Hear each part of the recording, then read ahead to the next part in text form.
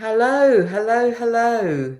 Um, this is River, and I am very excited this evening to be welcoming again our lovely guest who tried to join us last month, but we had a few of those technical gremlins. So I'm very much looking forward now, and I'm sure all of you are too. Do say hello, those of you who are joining us, and say where you're from. Oh, Linda, it's lovely to see you in Ayrshire. Lovely to see Kai in Germany. So I'm going to be joined by the lovely Holly-Lyon, who is an award-winning holistic funeral director and also a specialist in care of the body and a doula for pets and people. So without further ado, I will bring Holly into the chat. Hi, Holly. Hello. So I'm here in South Coast in Brighton, where it's been quite a nice, bright, sunny day. Whereabouts are you, Holly, and what's it like where you are? I am in Kent. I'm near Wittersham, near Rye, in the middle of nowhere. And I'm looking out. I've got my back door there, and it's lovely and green with a cool evening. We've had lovely sunshine here too. Yes. So, Holly, let's start where we started kind of last time before we were rudely interrupted by the Kremlins. How did you get into what you're doing, and what came first for you in amongst, because you wear a few different hats in your work as well. Can you kind of give us a quick talk through of what those hats are and how you gathered them? I think like many people, we all have many, many hats, don't we? And I was talking to my son about this only the other day as to how I got into doing this and what the story is. And actually, what I realized is that the story isn't the story that I thought it was. And looking back, it was kind of lined up from when I was very young.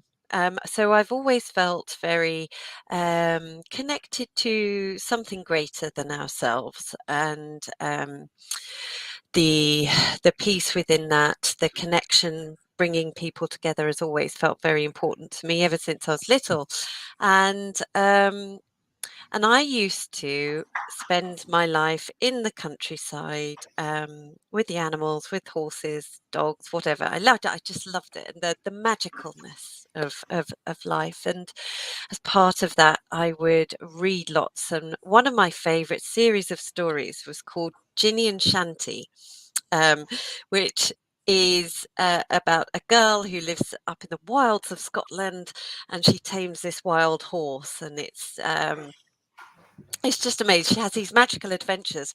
One of the adventures that she goes on, which was one of my favourite books. This is where it's interesting looking back.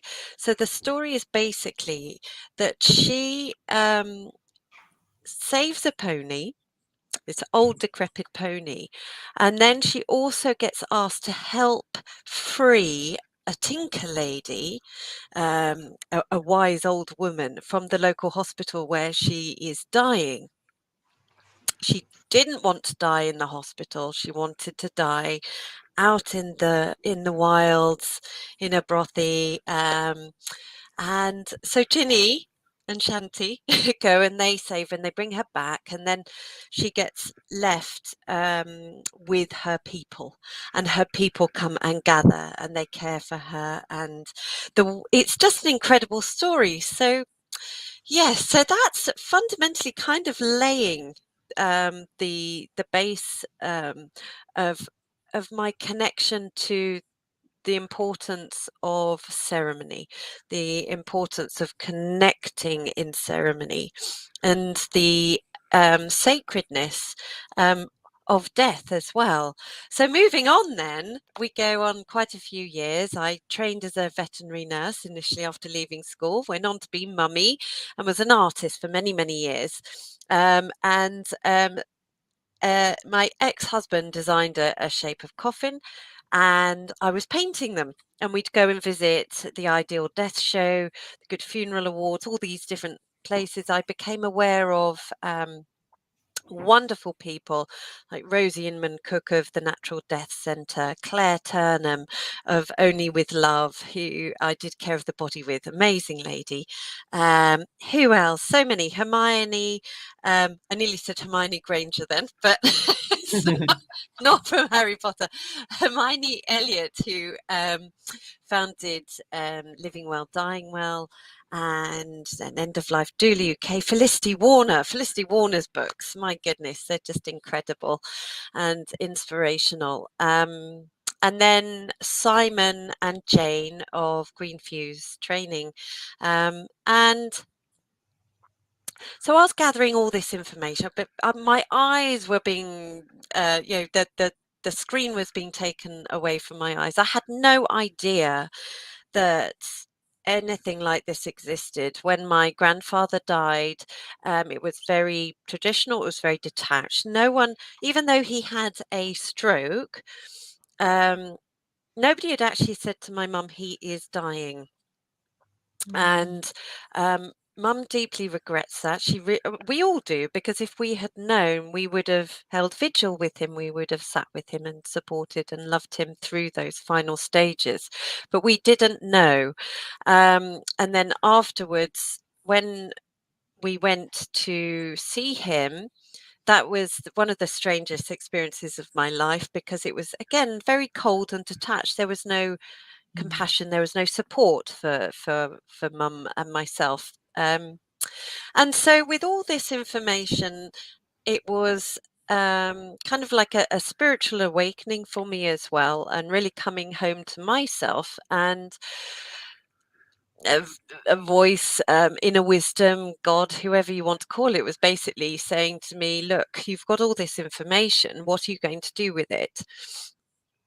And I was far too shy and whatever, and didn't want to.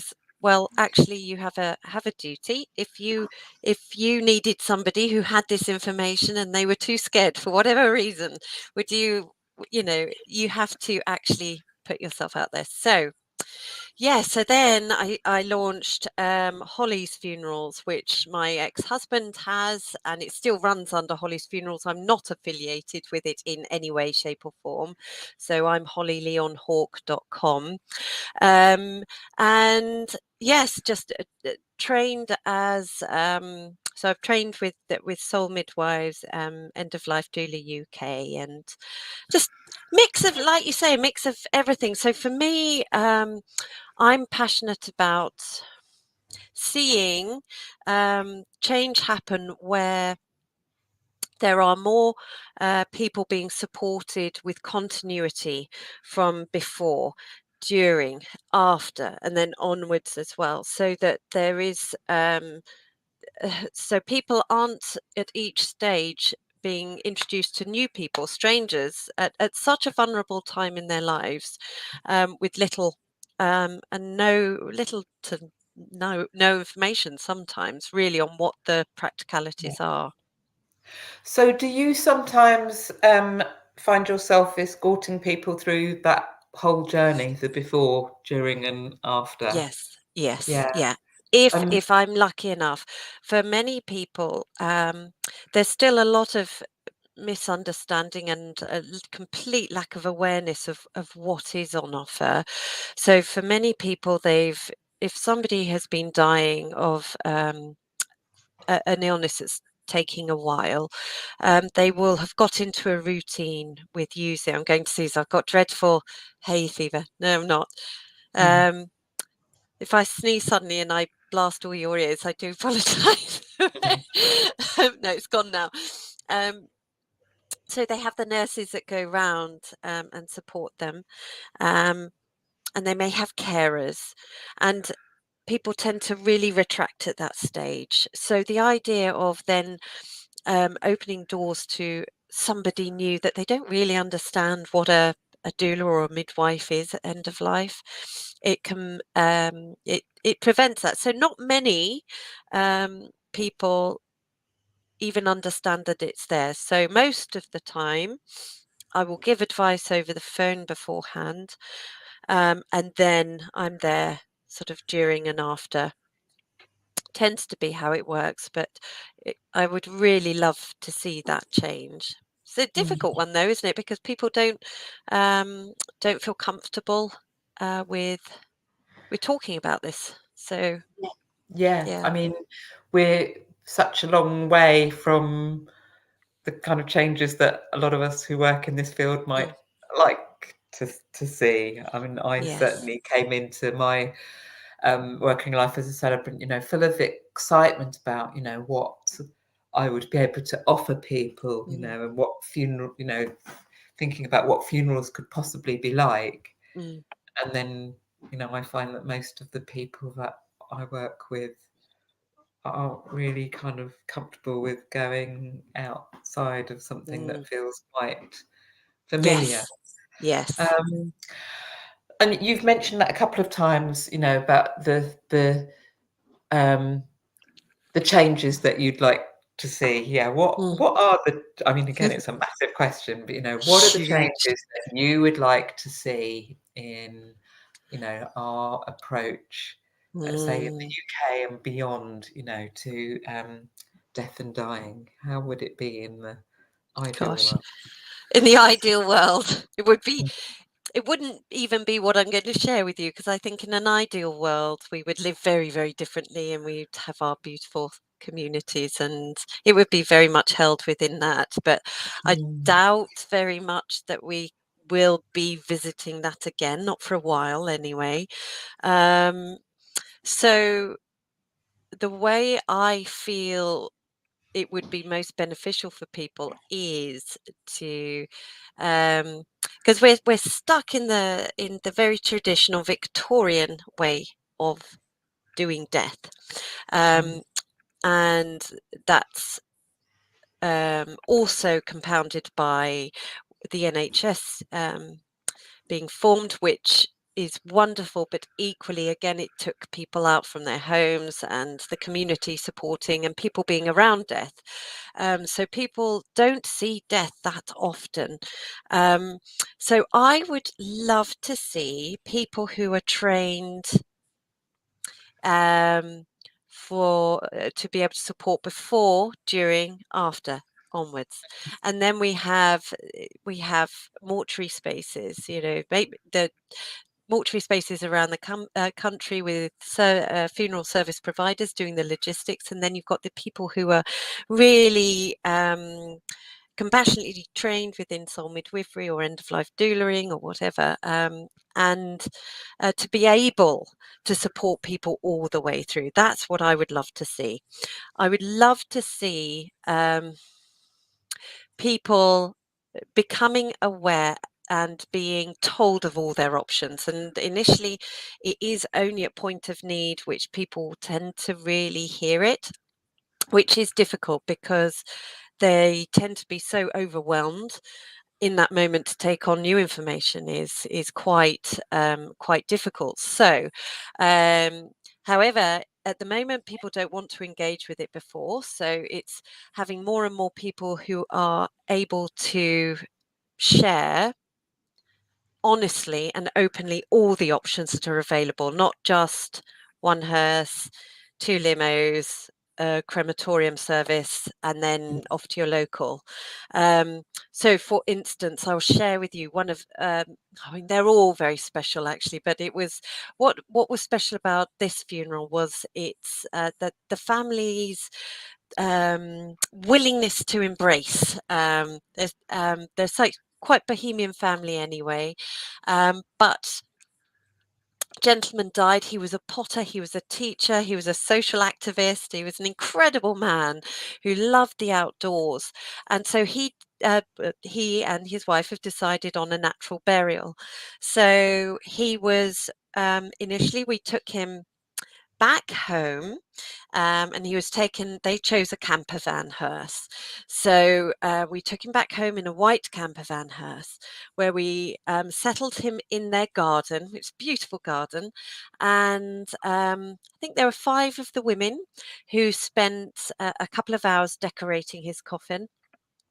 Adding, he loved the beach, so they added pebbles all over. He had this special sign for his pottery, so they made that out of shells. They put that on there. They had time with him, and then they helped get him settled back in the camper van. And we went, and then they followed, and we arrived, and there were over 100 people there, I think.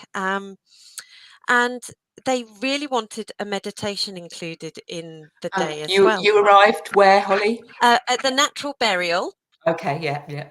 at the natural burial ground, and yes, so they specifically asked for a meditation at the end.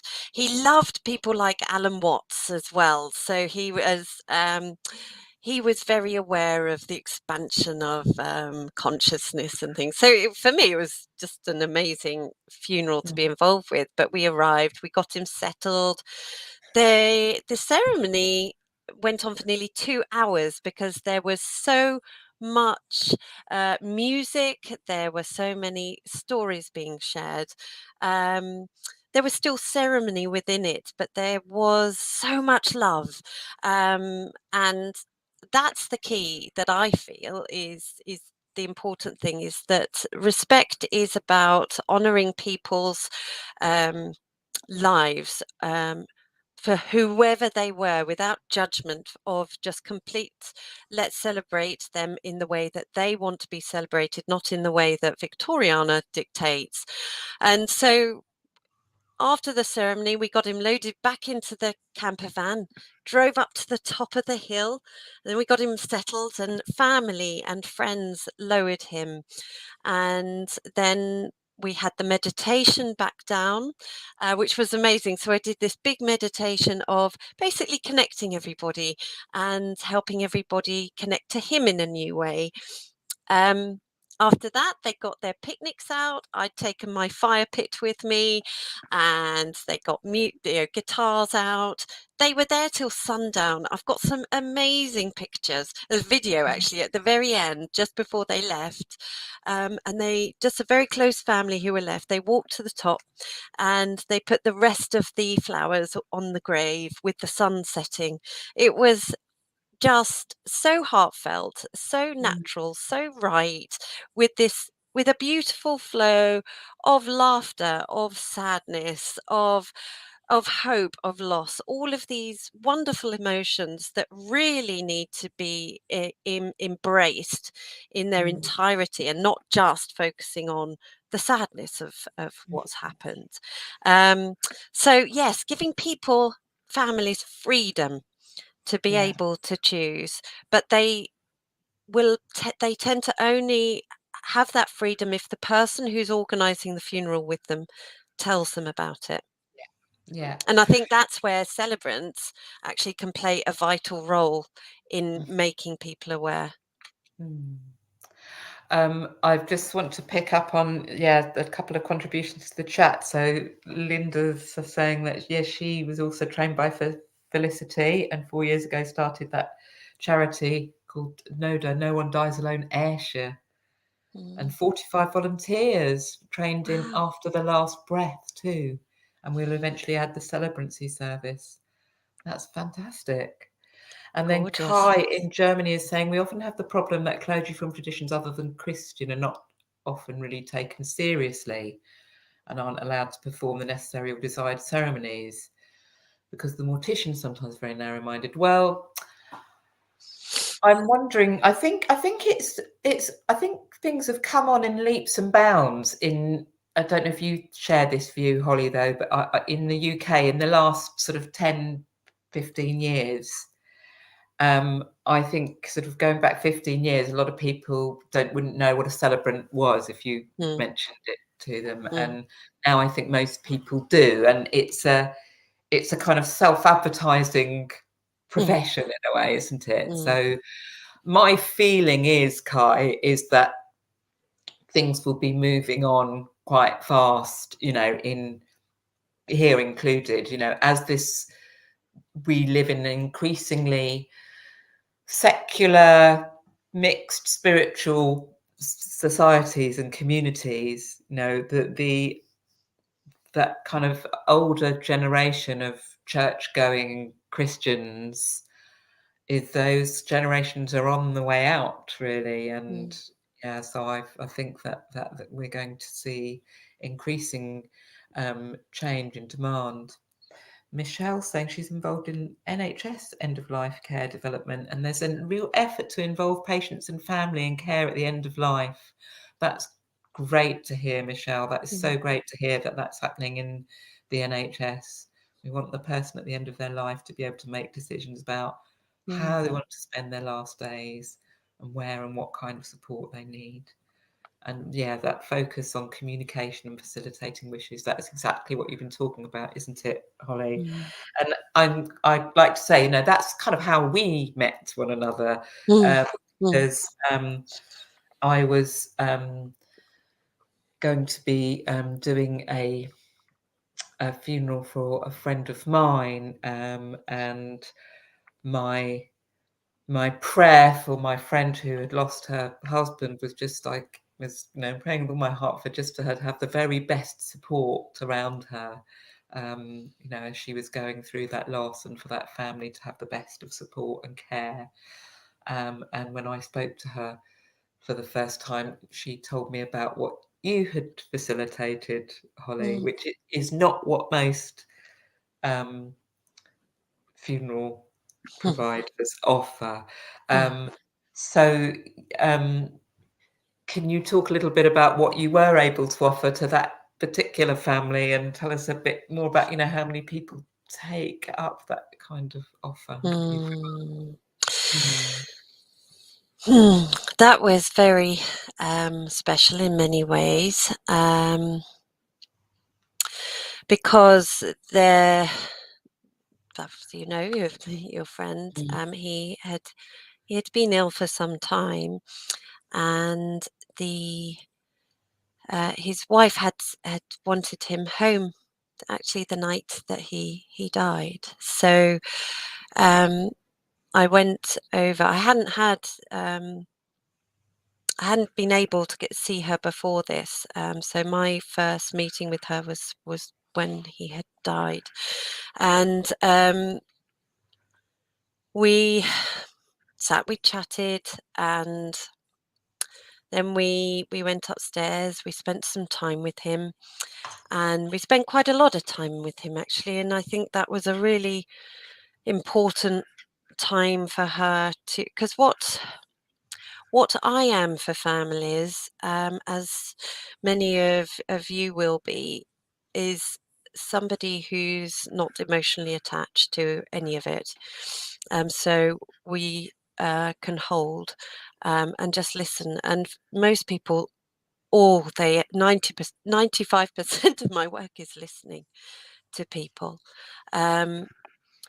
And holding space with loving intent. And then after a while got him settled, but so that was using a specialist bit of equipment called a flex mort, to keep people cool at home, but you don't need one necessarily to keep people at home. You can use, I use reusable ice packs. They work absolutely fine. So yes. And there were varying stages through that which were very moving and powerful. And with each and every family I support, there's always something new to take away, always a new learning. And for this one, I was very aware that, so as part of the care of somebody when they've died, we need to keep them cool. So in order, if they're at home, to insulate them and keep them as cool as possible, we have to put like a duvet over the top. It's almost like a sleeping bag, so you're covering them. And just that moment of when it came to doing that, and I was very aware of what reaction it can have with people. So doing it very gently and making his wife aware that we can remove it at any point, but we're moving into a new way of caring for him now. It's a different way of loving.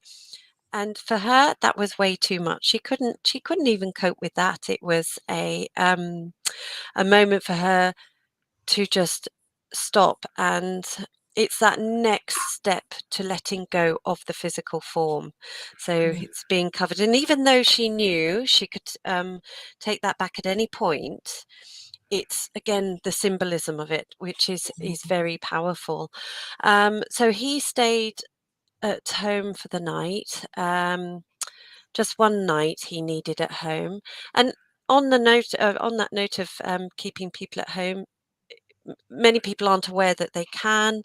If the death is expected and that person has seen a doctor within a month, they can keep the person at home for a day, a few days, whatever, as long as they're looked after properly.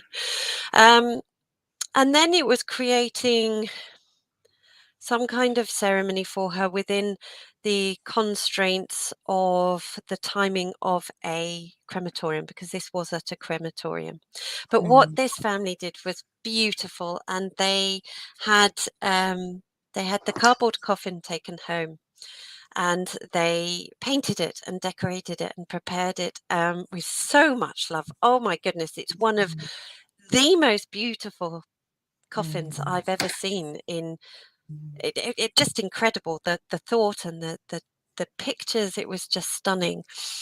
And then his wife took him on the journey in their I think it was a camper van, a form of camper van.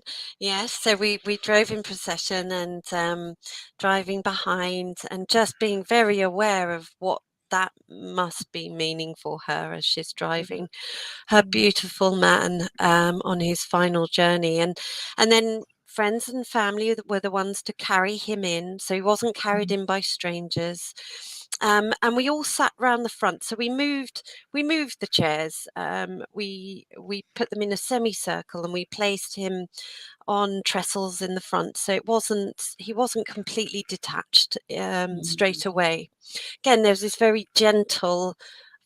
When people are able to do this and engage at this level, there's even though it's hard, and it's always hard, and none of it's easy for anyone, but with doing it in this way, where it's sort of a gradual release, seems to be far gentler for everyone. And they we said a few words. They said a few words. We I mean, I could go on forever, but like I say, there were so many moving moments.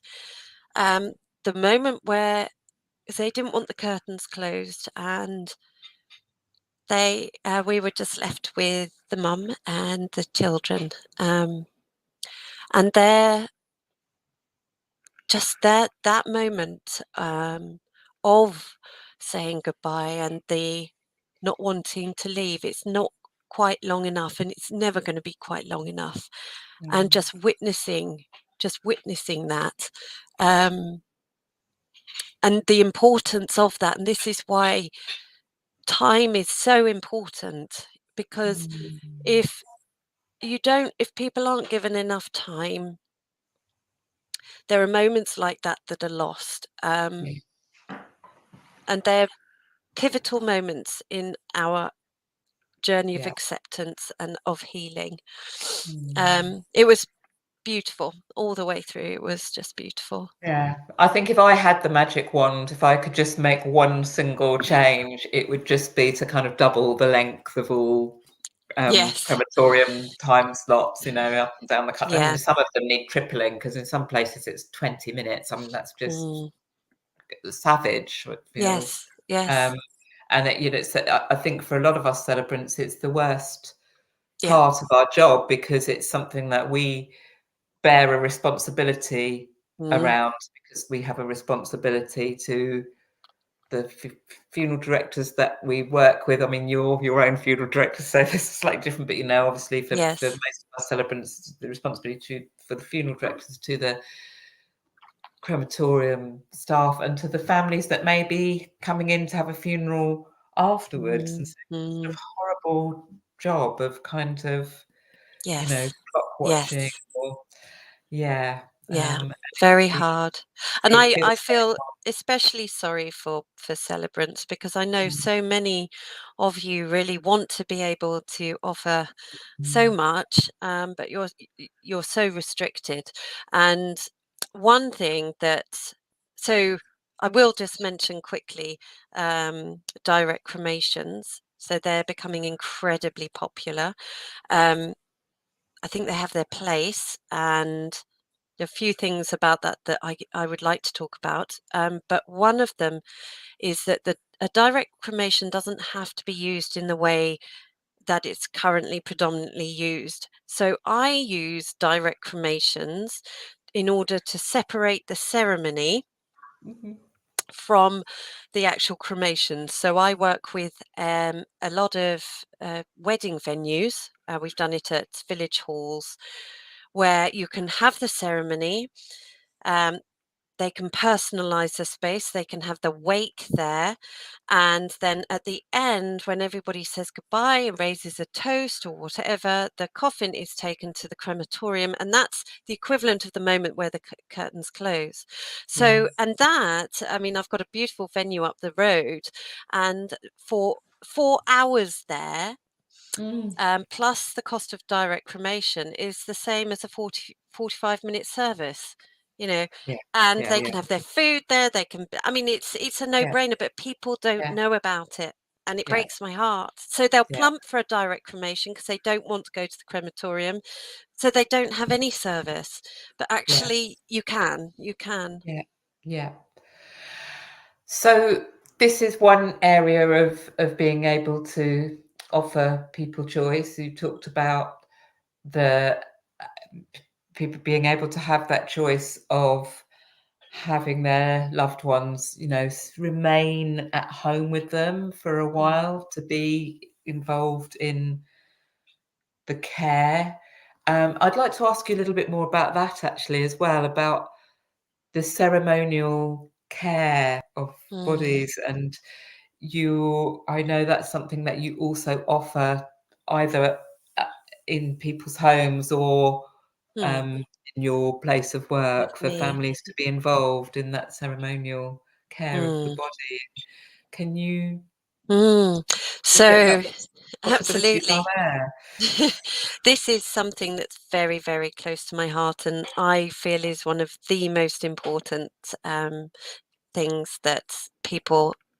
I would like to train people to be able to facilitate, but also for people to be aware that they can do it. So, basically, for many people, if somebody dies in a care home or a hospice or a hospital, um, these spaces are normally wonderful, and they've got a lovely staff who will be very kind and supportive to the family, and will say, please spend as much time as you like with them, um, which is wonderful, and that's great. However, in my experience over the years, there's also a beautiful moment that can be lost within that. So, as you were saying earlier, we're moving from a very strict sort of Christian society to, all encompassing.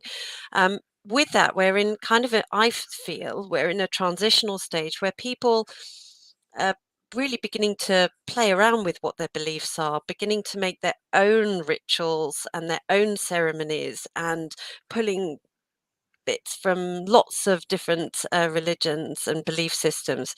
So, and because we don't really talk about death, we don't really prepare, well, most don't really prepare for it. So, when it comes to the moment somebody's died, people may sit there, spend time with the person, but they may feel, they tend to feel a few things. Obviously, one, grief, one, relief that the suffering's over. but also awkwardness and a sense of something's not quite right here. I don't feel ready to leave because I don't feel like they've fully gone yet. They know they've gone, but I mean, certainly I believe that our soul does go on, and that initially it can take a little bit of time for the body to completely be free of the essence. And families pick up on that. So, by creating some form of ceremony, and it's very intuitive in the way that I work with families. So, I don't have a prescriptive ceremony. I give suggestions to families and really feel into what their needs are and just gently encourage and support them to create their own, what feels right for them, but also being held and knowing that it's okay. It's not, they're not doing anything wrong. So I use a lot of essential oils, especially sacred oils. Felicity Warner's wonderful sacred oils course is just amazing. She's written an amazing book. But encouraging family to help wash using these oils, helping family to anoint, to create their own blessing. And I think the word blessing as opposed to prayer, people can connect with that more. You're just giving people something to do, and B, they're still loving that person in death as they were in life. They're still providing that level of care that they were. But we tend to just lose all confidence. It becomes somebody else. We're not allowed to touch them, and they're put in a body bag and they're taken off. For I, the change in people from before to after is phenomenal, and it's something that I can never really, until you experience it, it's just, yeah, it's life changing for people. It can eradicate, if it's done well and that they're held well, it can eradicate a lot of the painful memories of the way the person died. It can help replace them. So, and bringing sense of peace for the family, but also for the person moving on. It's a two-way thing, and it's supporting both, really. Yeah. I was really struck by. I watched one of the little films on your website, where there's a film of a man who was talking about being supported by you to come and care for his wife in that way. And one of the things that he said was that often after a loss, after someone has died, you often have that experience of, when you think you've seen the person, or you want to ring them up and talk to them, or it's like a part of your brain hasn't absorbed the fact that they're gone. And he said that didn't happen after he'd been able to care for his wife in his wife's body in that way. And that just feels very true to me somehow, that we need that kind of physical contact with the reality of death, in order, visual and physical, in order to be able to actually absorb that knowledge. It's like our body needs to absorb the knowledge, not just the mind. For it Absolutely. not just to be a story, but for it to be an actual Yes. Yes. experience, and Yes. really somehow kind of can really help with coming to terms. I think it does make some Very, difference. very much so. And I've Yeah. seen it where people Mm, we've cared for them at the bedside where they've died at home. And then maybe a week later, the family have come back and they have helped to dress in the next set of clothes that they wanted them to be dressed in. Because for some people, they want this gradual, initially it's pajamas and maybe it moves over to something else. Now, this mm, lady, she's actually in that video, and she there were amazing moments for her, but one of them was initially, as many people that want to put socks on, and they think it's crazy because they want to keep the feet warm, but they know that that person's going to be kept cool, so it seems bonkers. But initially it's important. And then when we were getting this lady's mother settled in her final bed, she said, I think it's ready. I'm ready now for the socks to come off. She doesn't need them anymore because she could see the changes that had happened. She could really connect with the fact that that what we were being presented with was a shell. That was it. It was a shell, and she felt okay to let go. There was a beautiful moment with her when she was helping me with her mummy, and it came to, so it was just her and myself, and we were, so I always ask people how involved they'd like to be. So there was a moment where we had to roll her, the lady who died, to move some clothes underneath. And I said, would you like me to do it or you? And she said, I think I'll do it. So she leant down to bring her mother up. But as she leant down and she put her arm around her, she just sunk into her mum, saying, oh my gosh, this is the first hug I've had from my mum in years because she had dementia. Do you mind if I stay like this? I said, no. So I walked out and left her to it. So she got to her. I mean, it's moments like that that are just amazing. So yeah, it's each and I think somebody's put it here, is that death is sacred, and yes, because we are all sacred beings. Everything that's living is sacred, and we need to slow things down, especially at such a point as that.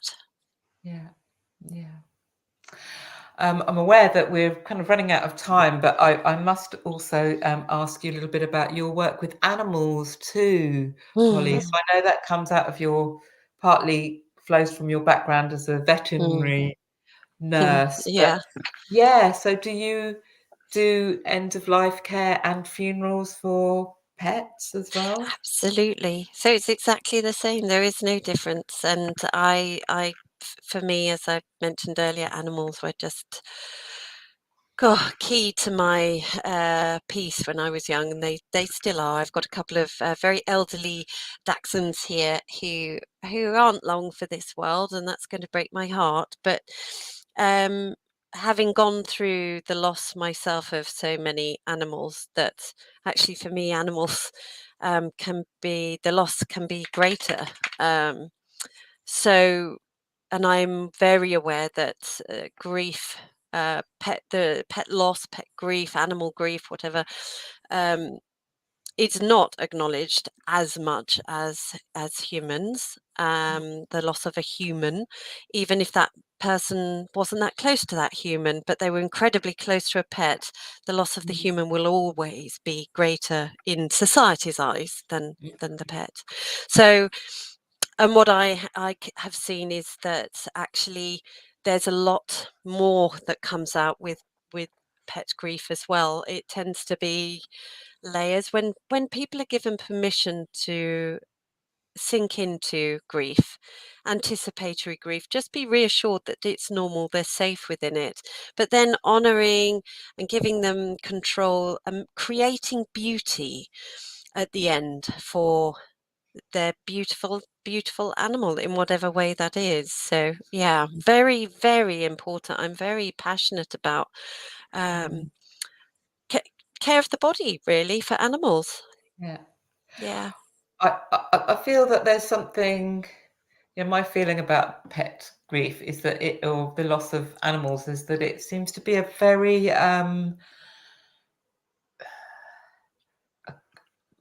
kind of direct and sort of visceral experience of loss for many people.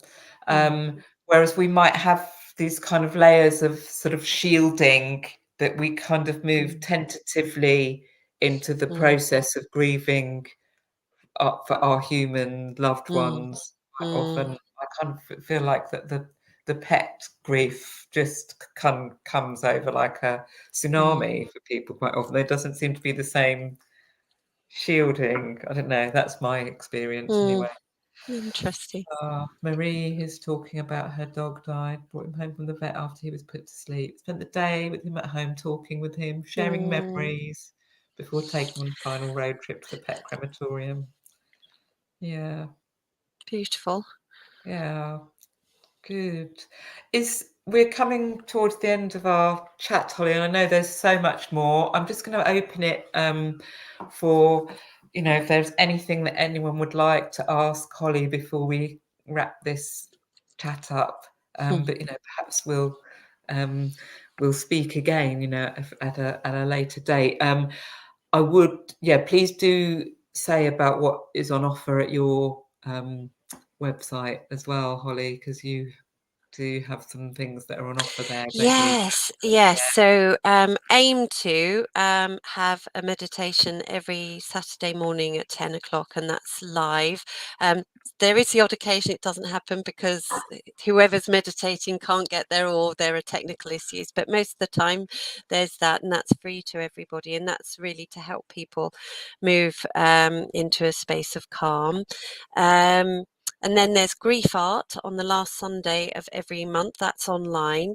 That's led by the wonderful Nell Price of Arty Farty Retreat. There's lots of art and not much farting going on with her.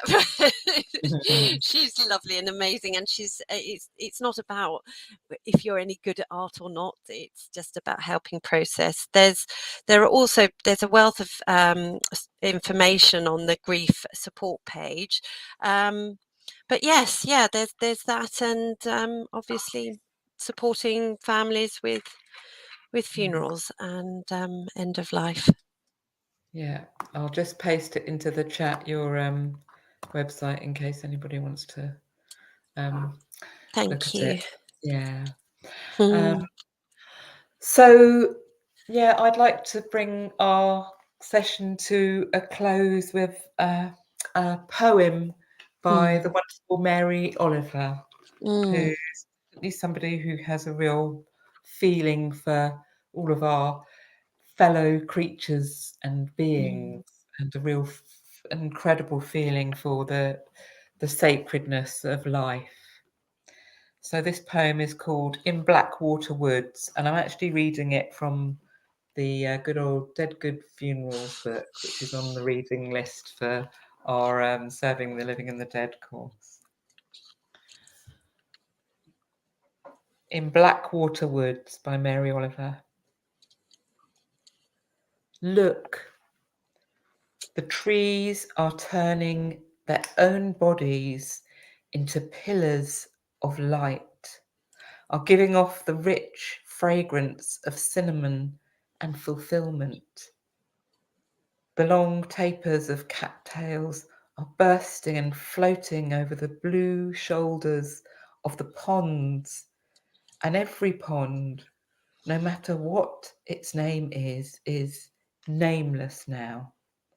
Every year, everything I have ever learned in my lifetime leads back to this. The fires and the black river of loss, whose other side is salvation, whose meaning none of us will ever know. To live in this world, you must be able to do three things: to love what is mortal, to hold it against your bones, knowing your own life depends on it, and when the time comes, to let it go. To let it go. Is that one of your little Dachshunds having a drink? Oh, can you hear her drinking? Yes. That's Frida. Very cute. Yeah. Well, thank you very much, everyone, for joining us this evening, and thank you to the people who join us after and catch up with the broadcast at a later date. And we do check in on the chat. So if there's anything that you want to ask about, do chip into the chat. Thank you so much, Holly, for Oh, bless coming you. along, Thank you. Thank your you. time. Yeah. Oh, take care. Yeah. Good night, everyone. Good night, Linda. Good night, Mm, Michelle. Good night, all of you, for joining us. Good night, lovely Shannon, mm, who I think was joining us from Italy. A kiss back to you too, and mm. Oh. go well. Okay.